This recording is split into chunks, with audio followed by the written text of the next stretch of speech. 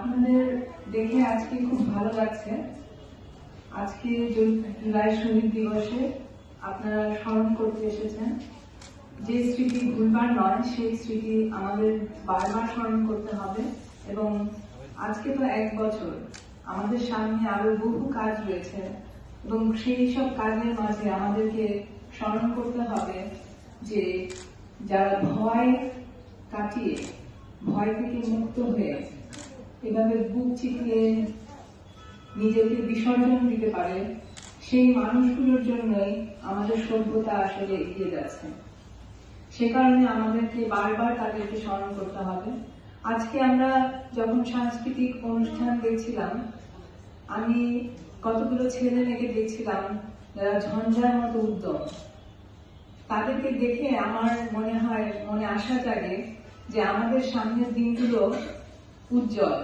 আমাদের সামনের দিনগুলোতে আমরা এরকম পাঠক যারা এখানে এসে উপস্থাপন করেন, যারা এখানে কথা বলেন, এই গ্রন্থ কেন্দ্রের সাথে জড়িত, তাদেরকে দেখে আমাদের মনে আশা জাগে। আমি আজকে এখানে ছুটে এসেছি এই পাঠকদের সাথে দেখা হবার জন্য, কারণ আমি নানান সময় আমাদের বন্ধু আফসানা বেগমের কাছ থেকে শুনেছি যে বাংলাদেশে এই জাতীয় গ্রন্থ কেন্দ্র এখনো যে কাজগুলো করে যাচ্ছে তা আসলে প্রশংসনীয়। বিশেষ করে প্রশংসনীয় গত 1 বছরে এই জাতীয় গ্রন্থ কেন্দ্র যে কাজগুলো করেছে। আফসানা বেগম এই যে মানুষের কাছে ছুটে ছুটে গিয়েছেন এবং দেখেছেন এবং পাঠকদের সাথে কথা বলেছেন, পাঠকদের সমস্যাগুলো বুঝতে পেরেছেন, পাঠকেরা কি চান সেগুলো যে বুঝতে পেরে উনি চেষ্টা করছেন, সেটা আমাকে অনেক অনুপ্রাণিত করে। সেজন্য আমি ছুটে এসেছি। এর সাথে জড়িত আছে আমার শৈশবের স্মৃতি। আমি যখন ক্লাস 5-এ পড়ি, তখন আমার ভাই আমাকে একটা বই পড়তে দিয়েছিলেন। বইটির নাম ছিল লে মিজারাবল। এটা ছিল একটা কঠিন বই। ক্লাস 5-এ এটা আমার পড়ার কথা নয়, কিন্তু আমার ভাই যখন আমাকে পড়তে দিলেন, আমি সবকিছু বুঝতে পারিনি, কিন্তু একটা বিষয় যেটা আমাকে ভাবিয়ে তুলেছিল যে সেখানে একটি চরিত্র ছিল যার নাম ছিল জাওয়াজা। জাওয়াজা দারিদ্র্যের কারণে, ক্ষুধার কারণে একটা রুটি চুরি করেছিল, যার জন্য তার বহুদিনের কারাদণ্ড হয়। এবং সেই কারাদণ্ডের পর সে বের হয়ে তার যে জীবনের যুদ্ধ, সেটা নিয়ে ছিল ওই বইটা। আমার কাছে একটাই প্রশ্ন ছিল যে দারিদ্র্যের কারণে যারা চুরি করে তাদের কি আসলে এইভাবে কারাদণ্ড ভোগ করা উচিত? এই কেমন ট্র্যাজেডি। এবং ওই বইয়ের মধ্য দিয়ে ফুটে উঠেছে ওই সময় ফ্রান্সের 19 শতকের বৈষম্য, সমস্ত অর্থনৈতিক সামাজিক বৈষম্য। এবং এর মধ্য দিয়ে আমরা দেখতে পেয়েছি যে পরবর্তীতে এই ফ্রান্সে অনেক পরিবর্তন এসেছে। পরিবর্তনগুলো এসেছে কিন্তু ধীরে ধীরে। আমি যখন এই প্রশ্ন নিয়ে আমার ভাইয়ের কাছে যাই, সে আমাকে বলেছিল যে, সান্ত্বনা দিতে বলেছিল হয়তো, যে এই বইটি লেখার পর পাঠকের মধ্যে যে অনুভূতি তৈরি হয়েছে, তাতে করে ফ্রান্সের যে লিগাল সিস্টেমে তারা এই যে একজন দরিদ্র খাবার চুরি করলে তার শাস্তি হবে কিনা, এটা নিয়ে তারা আইন পরিবর্তন করে। কিন্তু বড় হয়ে জানলাম আসলে ঠিক সরাসরি এটার কারণে আইন পরিবর্তন হয়নি, কিন্তু একটা আলোচনা উঠেছিল। এবং এই আলোচনাটা ছিল গুরুত্বপূর্ণ যে সামাজিক যে বৈষম্য, সেগুলো দূর করার জন্য যে লিগাল রিফর্ম বা আইনি সংস্কার প্রয়োজন, সেগুলোতে প্রভাব ফেলেছিল এই বইটির যে ঘটনা সেটি। কারণ পাঠকের মনে সেটা খুব গভীরভাবে দাগ তৈরি করেছিল, যেটা তখন আমি বুঝতে পারিনি, কিন্তু বড় হয়ে আস্তে আস্তে বুঝতে পেরেছি। এবং আমার বই পড়ার আগ্রহ কিন্তু তৈরি হয়েছে তখনই, ওই ক্লাস 5-এ যখন আমি পড়ছি তখন থেকে। তারপর থেকে বিশ্ব সাহিত্য কেন্দ্র, ব্রিটিশ কাউন্সিল, বিভিন্ন জায়গায় গিয়েছি বই পড়তে। এবং পরবর্তীতে আমাদের লাইব্রেরি আমাদের জন্য এখন দুয়ার ওপেন করে দিয়েছে এবং আমরা দেখেছি যে এখন বাংলাদেশেও অনেক বই পাওয়া যায়। কিন্তু জাতীয় গ্রন্থকেন্দ্র যেই উদ্যোগগুলো নিতে পারে এটা আসলে সব প্রতিষ্ঠান পারে না, সেজন্যই এই প্রতিষ্ঠানের একটা শক্তি আছে এবং খুব মানুষের সামনে না এসেও, খুব প্রকাশিত না হয়েও ভেতরে ভেতরে অপ্রকাশ্যে অনেক কাজ এখানে করা সম্ভব, যার মধ্য দিয়ে এরকম আবু সাইদের মতো নির্ভয় মানুষ তৈরি করা সম্ভব, যাদের মধ্যে বৈষম্য বিরোধী একটা চেতনা তৈরি হবে। আমি সে কারণে ছুটে এসেছি যে আমি আসলে এই পরিবর্তনগুলোর সাথে একাত্ম বোধ করি এবং আমি দেখতে চাই যে এখানে আজকে যারা বসে আছে তাদের মধ্যেও এই ভয় থেকে তারা মুক্ত হবে। সমাজ আমাদেরকে বিভিন্নভাবে নানান ভাবে ভয় দেখায়, এটা করো না, সেটা করো না, কিন্তু আমরা বেশিরভাগ সময় বুঝতে পারি না যে এই এত নার মাঝে নিজেরা কিভাবে হ্যাঁ নিয়ে এখান থেকে বের হয়ে আসবো, কিভাবে আমরা জীবনের দিকে একটা এই নেতিবাচক জায়গাগুলো থেকে বের হয়ে এসে আমরা আমাদের শক্তি দিয়ে এই লড়াইগুলো করব, যেখানে আমরা বৈষম্যের বিরোধিতা করে এখান থেকে নিজেদেরকে গড়ে তুলতে পারি। তো সেই জায়গা থেকে আমি আমার যে অভিজ্ঞতা গত জুলাই মাসে সেটা নিয়ে কিছু বলে আমার কথা শেষ করব। আজকে তো জুলাইয়ের 16 তারিখ, শহীদ দিবস। আমরা যখন 14 তারিখ থেকে লক্ষ্য করছিলাম যে এভাবে শিক্ষার্থীদের উপর নিপীড়ন করা হচ্ছে, তারা যে উঠে চলে আসছে একে একে এবং তাদের উপরে ক্রমাগত হামলা চালানো হচ্ছে, তাদেরকে দমিয়ে দেওয়ার জন্য নানান রকম ভাবে পুলিশ লেগে দেওয়া হয়েছে, ছাত্রলীগ লেগে দেওয়া হয়েছে, তখন এই সময়টাতে আমরা আসলে বসে বসে আজকের দিনটাতে আমরা বসে বসে পরিকল্পনা করছিলাম 17 তারিখ আমরা কি করব। 17 তারিখ সকালবেলা আমরা সমবেত হয়েছিলাম শিক্ষকেরা, শিক্ষক নেটওয়ার্কের পক্ষ থেকে। শিক্ষক নেটওয়ার্ক 10 বছর ধরে একটি নেটওয়ার্ক তৈরি করেছে, যার মধ্য দিয়ে ভিন্ন ধর্মীয় চিন্তার শিক্ষকেরা একত্রিত হয়েছেন, যারা দলীয় চিন্তার বাইরে গিয়ে সমাজের কথা চিন্তা করেন, বৈষম্য বিরোধিতা করেন, নিপীড়নের বিরোধিতা করেন এবং মানবিক মর্যাদার সাথে মানুষকে বেঁচে থাকার অনুপ্রেরণা দেন। সেরকম কিছু সহকর্মীরা আমরা একত্রিত হয়ে এই শিক্ষক নেটওয়ার্ক তৈরি করেছিলাম এবং সময় মতো আমাদের উদ্দেশ্য ছিল এই নিপীড়নের বিরুদ্ধে দাঁড়ানো। এবং 17 তারিখে আমরা যখন দেখলাম যে আগের দিনে 16 তারিখে অনেক শিক্ষার্থীদেরকে হয় গ্রেপ্তার করা হয়েছে, কাউকে ছেড়ে দেওয়া হয়েছে, কিন্তু বেশ অনেকে আটক ছিল জেলখানায় এবং তাদের অনেকের তথ্য পাওয়া যাচ্ছিল না। আমরা জানতাম যে একজন ছাত্রকে শাহবাগ থানায় আটক করে রাখা হয়েছে এবং আমরা সরাসরি র্যালি করে সেখানে যাই। গিয়ে আমরা যখন যাই ভেতরে তখন আমরা জানতে পারি একজন না, সেখানে 2 জন ছাত্র রয়েছে আটক অবস্থায় এবং আমরা তারা 2 জনকে ওখান থেকে বের করে নিয়ে আসি। এই যে আমরা তখন যে 2 জনকে বের করে নিয়ে আসলাম, এটার একটা পিছনে আবার একটা আপনি দেখবেন ঠিক ওই সময়ে আমরা দেখছিলাম যে ইসরায়েল যেভাবে করে প্যালেস্টাইনে আক্রমণ করছে, তখন কিন্তু ওই ঘটনাগুলো যুক্তরাষ্ট্রেও ঘটছিল। যুক্তরাষ্ট্রে আমরা দেখছি যে বিভিন্ন সময় কলম্বিয়া বিশ্ববিদ্যালয়ে শিক্ষার্থীরা যখন তাদেরকে আটক করে নিয়ে যাওয়া হয়, তখন যখন শিক্ষকেরা তাদেরকে মুক্ত করেন বা অ্যাক্টিভিস্টরা গিয়ে তাদেরকে মুক্ত করেন, তখন মানুষের মধ্যে মনোবল বেড়ে যায় এবং সেটা আমাদেরকে অনুপ্রাণিত করেছিল।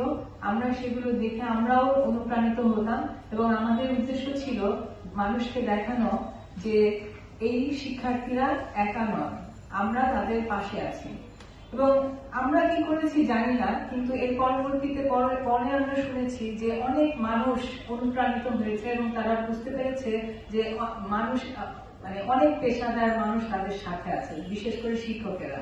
এরপরে আমরা দেখি আইনজীবী, ডাক্তার এবং বিভিন্ন শ্রেণী পেশার মানুষ তারা একত্রিত হচ্ছেন, তারা বিরোধিতা করছেন, প্রতিবাদ করছেন, প্রতিরোধ করছেন, এবং রাস্তায় রাস্তায় মানুষকে আটকে রাখা যাচ্ছিল না। কিভাবে যে মানুষ আসছে, একদিক থেকে আটকালে আরেক দিক থেকে আসে, কিভাবে যেন কোনো ছাকনি দিয়ে আসলে তাদেরকে আর বেঁধে রাখা যাচ্ছিল না। সেই উত্তাল দিনগুলো এখন আমার মনে পড়ছে।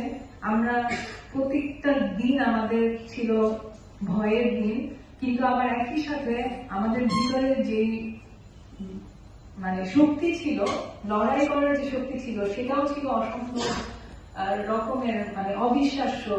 এটা দেখার মানে আগে থেকে বোঝার মতো না। এটা কখনো আগে আমরা বুঝতে পারিনি যে আমাদের মধ্যে এত শক্তি ছিল। এই যে আমাদের শক্তিটা যখন বের হয়ে আসে, তখন কিন্তু আমরা মানে একটা অন্যরকম মানুষ হয়ে যাই। আমার মনে আছে এই জুলাই মাসটা ছিল আমার পিএইচডি থিসিস সাবমিশনের দিক, জুলাইয়ের 30 তারিখ। আমি কোনো কাজই করতে পারছিলাম না। আমি যখন কারফিউ দেওয়া হয়েছে, তখন কারফিউ দিনগুলোতেও আমি কোনো কাজ করতে পারছিলাম না, এবং ওই সময় আমি বসে বসে লিখেছি যে এই 5 দিন যখন ইন্টারনেট ছিল না, চারিদিকে সব কারোর সাথে যোগাযোগ করতে পারছি না, এরকম একটা অবস্থায় তখন আমি লিখতে বসেছি। কিন্তু আমি থিসিস লিখিনি, আমি লিখেছি হচ্ছে আমার অভিজ্ঞতা। কাজে এই যে আমাদের ভিতরে যখন এই শক্তিটা আসে, আমরা সেটাকে কিভাবে রূপান্তর করবো, কি দিয়ে রূপান্তর করবো, ওটা আমাদের তখন নিজেদেরকে বের করে নিতে হয়। কারণ আমরা তখন রাস্তায় থাকতে পারছি না, কিছু করতে পারছি না, তখন হাতে কলম এমনিতেই চলে আসে। তো যাই হোক, আমি অনেক 2-3 দিন একটানা রাতে জেগে আমার থিসিসটা শেষ করে 30শে জুলাই সেটা জমা দিয়ে তারপর 1 তারিখ থেকে আবার রাস্তায়। এবং প্রতিদিন আমাদের নানান রকম প্রোগ্রাম ছিল, এবং আপনারা দেখেছেন 2 তারিখের প্রভুযাত্রা, সেটা যে অর্গানাইজ করেছে সেখানেও শিক্ষক নেটওয়ার্ক যুক্ত ছিল। এর পরবর্তীতে সেই 4 তারিখে আমরা, তখনও শেখ হাসিনার পতন হয়নি এবং আমরা জানতাম না 5 তারিখে উনি পালিয়ে যাবেন। কিন্তু আমরা আমাদের দিক থেকে যে দায়িত্ব বোধ করেছি যে এখন যেটা করা প্রয়োজন সেটা হলো শেখ হাসিনা কিভাবে পদত্যাগ করবেন এবং নতুন সরকার কিভাবে গঠিত হবে এবং কিভাবে আমরা একটা গণতান্ত্রিক রূপান্তরের পথে যাত্রা করব, সেটা নিয়ে আমাদের একটা নিজেদের মধ্যে একটা বোঝাপড়ার দরকার ছিল। এবং সেই কাজটা করার সাথে আমি যুক্ত ছিলাম। 2 দিন দৌড়াদৌড়ি করে একবার এর কাছে যাই, একবার ওর কাছে যাই, বিভিন্ন মানুষের সাথে কথা বলে তাদের পরামর্শ নিয়ে আমরা একটা রূপান্তরের রূপরেখা উপস্থাপন করি আগস্টের 4 তারিখে। এবং সেই 4 তারিখে আমরা যখন রিপোর্টার্স ইউনিটে ছিলাম, সেখান থেকে আমরা বের হতে পারছিলাম না, কারণ চারিদিকে আটকা, চারিদিকে তখন ইট পাটকেল ছুটছে, টিয়ার গ্যাস মারা হচ্ছে, এবং সেখানে বের হওয়ার কোনো উপায় আমাদের ছিল না। এদিকে শিক্ষার্থীরা বলছিলেন যে আমাদেরকে আমরা যেন সরাসরি শাহবাগে চলে যাই। শাহবাগে কিভাবে যাব, ওখানে যাওয়ারও কোনো উপায় ছিল না। এই অর্থে যে আমি নিজে যেতে পারতাম, কিন্তু আলী মোহাম্মদ স্যার সে সময় যেতে পারছিলেন না, কারণ ওনার পায়ে একটু সমস্যা ছিল। তো আমরা যেটা করলাম, একটা গাড়ি নিয়ে পথে যেতে যেতে সবাইকে বলতে থাকলাম যে এই গাড়িটাকে একটু যেতে দাও। কিন্তু যেতে যেতে অনেক দূর যাওয়ার পরে দেখলাম যে ইট পাটকেল এমন ভাবে ছড়ানো যে এই রাস্তা দিয়ে আর যাওয়া সম্ভব না। এটার কারণ ছিল আন্দোলনকারীরা নিজেই কিন্তু এখানে এমন ভাবে সবকিছু জড়ো করেছে, মানে ইট পাটকেল জড়ো করেছে, যাতে করে এখান থেকে কোনো পুলিশের গাড়ি বা কোনো ধরনের গাড়ি যেতে না পারে। কাজে ওই বাধার কারণে আমরা অত দূর যেতে পারিনি। কিন্তু আমরা যখন যাচ্ছিলাম, তখন যে কোনো মুহূর্তে আমাদেরকে ভুল করে যে কেউ আসলে ইট পাটকেল মেরে আমাদেরকে আহত করতে পারতো, কারণ তখন কিন্তু মানুষের মধ্যে অনেক রাগ, ক্ষোভ। এই একটা সময় গেছে যখন আমরা ওই অর্ধেক রাস্তায় গিয়ে আবার ফেরত এসেছি। কিন্তু আমাদের মনে আছে যে আমরা যখন গিয়েছি রাস্তা দিয়ে, যখনই মানুষ শুনেছে যে এখানে শিক্ষকেরা আছেন এবং আনু মোহাম্মদ আছেন, তখন তারা যেভাবে করে সাহায্য করেছে এবং সব মানুষ চলে এসেছে, তখন নাহিদও ছিলেন, নাহিদও চলে এসেছিলেন এবং আমাদের সাথে এসে দেখা করে আবার চলে গেছেন। তো এই যে আমাদের এই দিনগুলো, এগুলো আমরা কখনো ভুলবো না। আমরা শুধু আজকে এটা স্মরণ করতে চাই যে শুধু আবু সাইদ, ওয়াসিম, মুগ্ধ এরাই নয়, আরো অনেকের জীবন এখানে তারা বিসর্জন দিয়েছেন। বিশেষ করে বলতে গেলে আমার কাছে মনে হয় পথ শিশুদের কথা। আমি শুনেছি যে যত মানুষ মারা গেছে রাস্তায় লড়াই করতে গিয়ে, তার একটা বড় অংশ ছিল এমন মানুষেরা যারা মানে দৈনন্দিন কাজকর্ম করে বাড়ি ফিরছিলেন এবং জানতেন না কিভাবে এখানে সাবধান হতে হয়। সেখানে শ্রমিক, রিক্সাওয়ালা, কৃষকের ছেলে, বিভিন্ন ধরনের মানুষ কিন্তু আহত হয়েছেন, নিহত হয়েছেন, কেউ গুম হয়েছেন, কেউ চোখ হারিয়েছেন। আমরা দেখেছি যে ওই সময় যে পথ শিশুদের কথা বলছি, সেই পথ শিশুরা হয়তো পার্কে গিয়ে ঘুমাতো, হয়তো তাদের কোনো জায়গা ছিল না।